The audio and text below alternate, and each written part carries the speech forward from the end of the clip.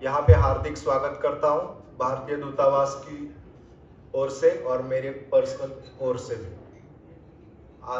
आदरणीय गवर्नर साहब श्री लक्ष्मण प्रसाद आचार्य जी, आसाम के जो गवर्नर साहब हैं, वो एक डेलीगेशन लीड कर रहे हैं जो विशेष रूप से प्रधानमंत्री मोदी जी ने उन्हें नियुक्त किया है कि वो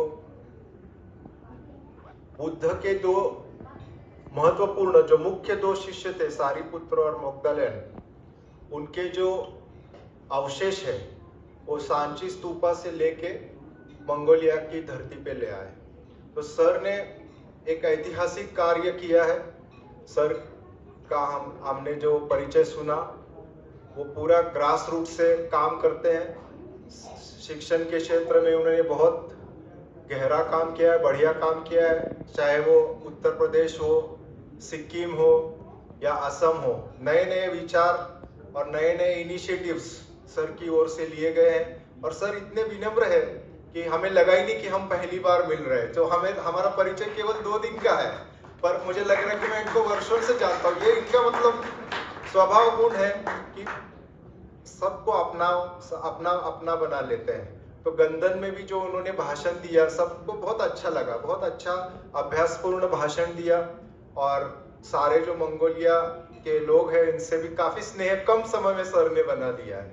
तो आज हम उपस्थित है यहाँ पे जो भारतीय डायस्पोरा है उससे मुलाकात करने के लिए, सर का इंटरेक्शन रखने के लिए।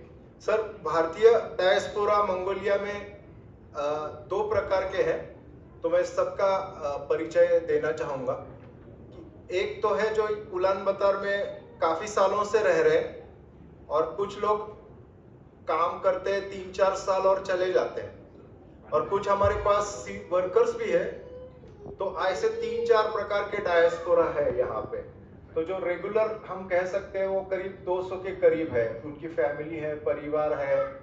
बहुत सारे लोग इंजीनियर्स है, टीचर्स है काफी क्षेत्र में, कोई होटल इंडस्ट्री में है, सर्विस इंडस्ट्री में है, कुक्स है कई सारे लोग, और कई बौद्ध भिक्षु भी है जो हमारे पेतु मोनास्ट्री में काम कर, हम बौद्ध धर्म का कार्य कर रहे हैं। तो बहुत बड़ी रेंज है डायस्पोरा की। और एक और बड़ा तबका है जो इसको मैं मिनी इंडिया बोलता हूँ।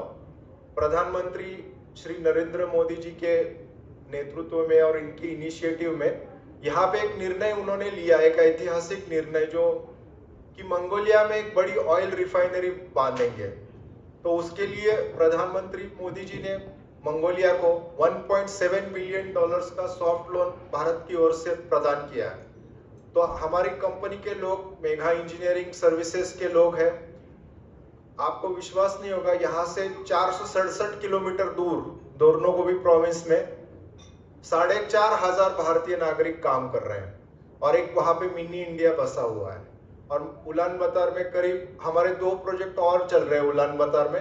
एक हम स्कूल बांध रहे हैं, India Mongolia friendship secondary school, और एक Atal Bihari Vajpayee centre for excellence in information technology communications and outsourcing. उसमें करीब 150 अपने वर्कफोर्स काम कर रही है।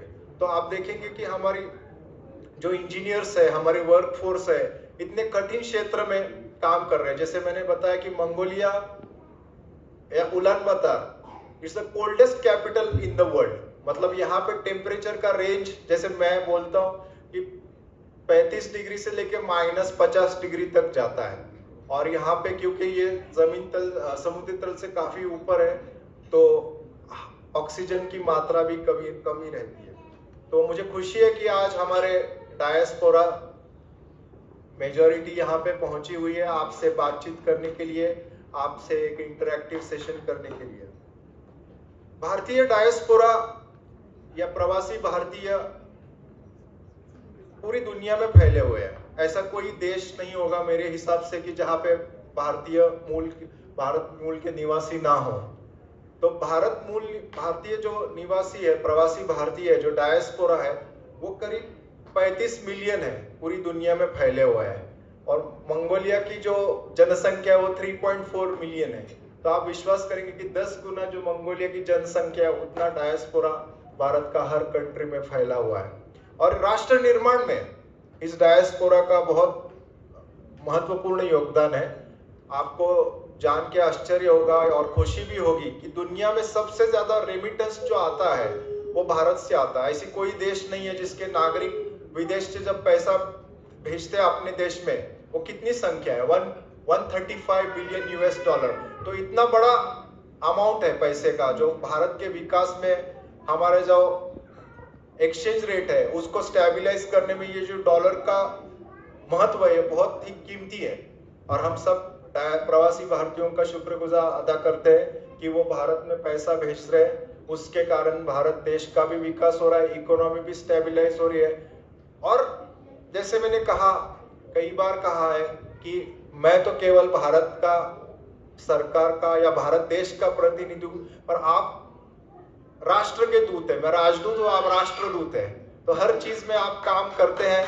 और जैसे आप स्कूल में काम करते हैं, वर्कफोर्स में काम करते हैं, या कहीं पे भी अपने क्षेत्र में काम करते हैं, तो आप भारत के कल्चर, भारत का नागरिक कैसे होता है, भारत की संस्कृति कैसे होती है, इसका प्रचार और प्रसार कर रहे हैं। तो आप राष्ट्र के दूत के तौर पे बहुत बढ़िया काम कर रहे हैं। और आप देखेंगे कि मंगोलिया में जो भारतीय नागरिक है उसका कितना महत्वपूर्ण योगदान रहा है।